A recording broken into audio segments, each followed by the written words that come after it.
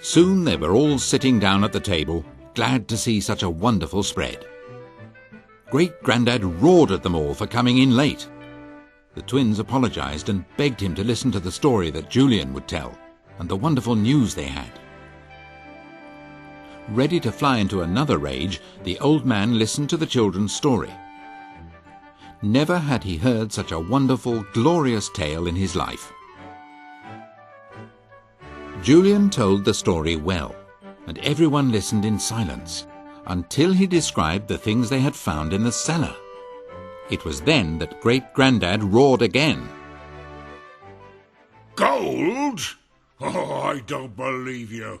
Don't you pile up your tale too much now. Stick to the truth. We've brought some back in our pockets. There you are. They will tell you if we're making this up or not. Are they really gold, Trevor? Will they belong to us? I'm not sure. Might belong to the crown by now. The crown? No, sir. It's mine. Ours. Found on my land. And put there by our ancestors. Yes, and I'll give old Mr. Finniston a share. So I will. He's been a good friend of mine for years. We've brought back some of the jewellery too. Look, Mother. Oh, it's beautiful. There's lots more like that up there too. Excuse me a minute. There's something else to show you. Come on, Harry.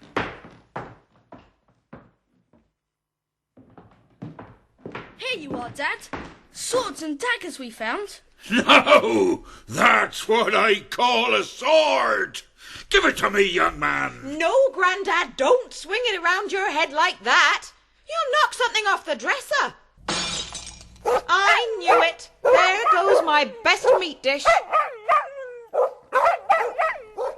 Now sit down, all of you. Let Julian finish his story. Great-Grandad, sit down. It did me good to swing that sword. Where's the American? I might try it on him. Now then, go on with that tale of yours, lad. Well, we came all the way down the secret passage until we came to a little chamber under the chapel. There was a great wooden trapdoor over our heads, but we couldn't lift it. So that's where the secret passage led to. How did you get out? We yelled and hammered, and Bill and Jamie heard us. They lifted up the old trapdoor. I've never heard of it before. No more have I. For as long as I can remember, the floor of that old chapel has been piled with sacks. Yes, even when I was a boy. And that's 85 years ago now. It seems like yesterday. I was playing in there with a cat and her kittens. There's a cat and her kittens in there now. Aye, little lass. And there'll be a cat and her kittens there when you're an old, old woman. There's some things never change, thanks be the Lord. Well, I can sleep easy of a night now. I reckon you and the farm will be all right, Trevor, with the money you'll make out of all those old finds, and I'll live to see the twins growing up and handling the finest farm in Dorset. After all the excitement of the afternoon, the children felt lazy. George and Julian sat chatting to Mrs. Philpot. She told them that Mr. Henning had telephoned. He, Junior and Mr. Durlston were going to stay in a hotel that night. She also said that Mr. Henning had seemed very pleased with himself, saying that they had broken through to the cellars and that maybe a second cheque for £5,000 would be coming soon. Julian was horrified and implored her not to consider such a ridiculous offer. George agreed and suggested that Mr. Finniston from the village antique shop should be asked to value everything first. Mrs. Philpot thought that that was a good idea and decided they would send for him tomorrow. There was, however, no need to send for Mr. Finniston, for Great-Grandad had himself gone down straight away to tell the great news to his old crony. Gold coins, jewellery, suits of armour, swords, and goodness knows what else. That splendid big sword. If I've ever lived before, that old sword once belonged to me. I feel it. Yeah, you won't be allowed to keep all the gold, I'm afraid. Part will go to the crown. You'll get the value back, and the suits of armour and swords. Make a mint of money on those. Now look here, William. We've got to get men digging on that site. What say we keep on the men that fellow Henning's got, eh? We shan't let him excaricate, or whatever it's called, any more. And see here, William, you'll be my adviser, won't you? I will, old friend. Now go home now, and I'll be up tomorrow morning. I'll arrange about the workmen, too. Oh, thank you, William. Next morning, Mr. Henning and Mr. Durlston, with an excited junior, arrived at the farmhouse at 10 o'clock. There was quite a company there to greet them. Old great-grandad, Mr. and Mrs. Philpot, the twins, of course, and old Mr. Finniston sniffing a fight. All the 5 were there, too. Hi, folks. How's tricks? Did you have your breakfast in bed, little boy? Oh, shucks. Skip it, sister. Mr. Philpot, it's my very great pleasure to say that I've been advised by Mr. Durlston to offer you a further cheque for £5,000. We are rather disappointed in what appears to be in the cellars, but feel it would be only fair to offer you the sum we suggested before. I'm sorry about that. I hold a different opinion, and my adviser, Mr. Finniston, upholds me in this. We're going to excavate the site ourselves. Then, if there is any disappointment, we shall be the ones to suffer, not you. Durlston, what do you say to that? Bit of a double crossing, isn't it? Offer him £10,000. You can offer me £100,000 if you like, but I prefer to do the excavation myself.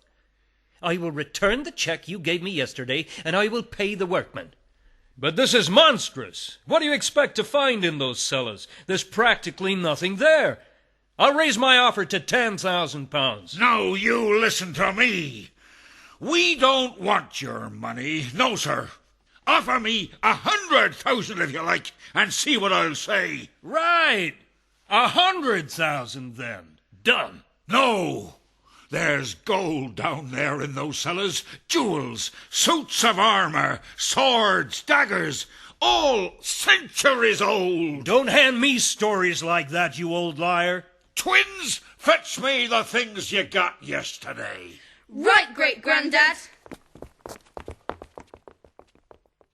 Here you are, great-grandad.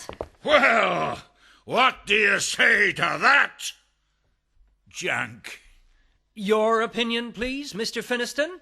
Well, ladies and gentlemen, I regret to say that, speaking as a well-known antiquarian, I do not consider that Mr. Durlston knows what he is talking about. The things on the table are worth a small fortune to any genuine collector. Thank you, ladies and gentlemen. Well, I don't think there's any more to say. If you tell me what hotel you'll be staying in, I'll have your things sent there.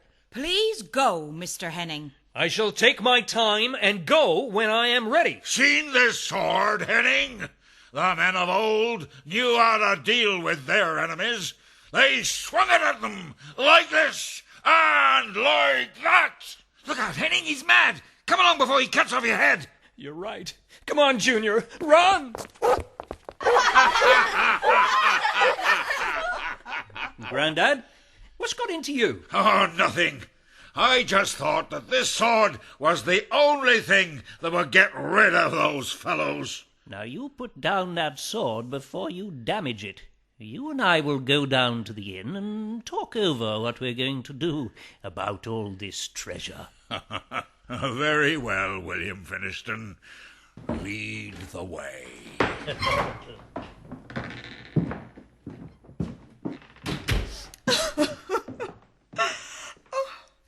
Mother, whatever's the matter? Now, don't take any notice of me. I'm crying for joy. No more money worries, and no need to take visitors. Mrs. Philpot, would you like us to leave too? Oh, no, my dear, no. You're not really visitors. You're friends. We'd love to stay. We wouldn't want to miss seeing what else is in the castle cellars for anything, would we, George? No, we wouldn't. This is just about the most exciting adventure we've ever had. Isn't it, Timmy? Well, goodbye, Famous Five. Enjoy the rest of your adventures, and do make sure Great Grandad is careful with that great old sword.